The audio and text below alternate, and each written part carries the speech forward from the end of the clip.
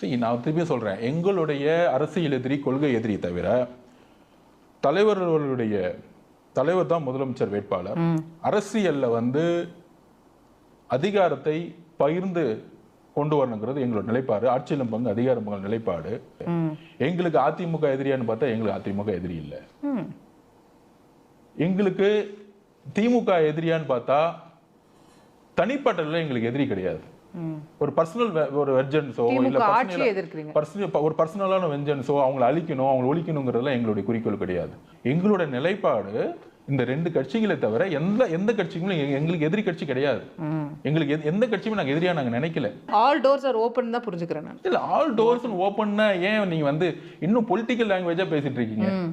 ஒரு இயற்கையாவே எல்லாருமே சேருவோமே. மக்களை ஒரு புதிய ஒரு ஜனநாயகத்தையும் ஒரு உண்மையான ஜனநாயகத்தையும் ஒரு நல்ல நிர்வாகத்தையும் உருவாக்குறதுக்கு எல்லாரும் சேருவோமே. இது தனிப்பட்ட பகைக்காக சேர்றது கிடையாது.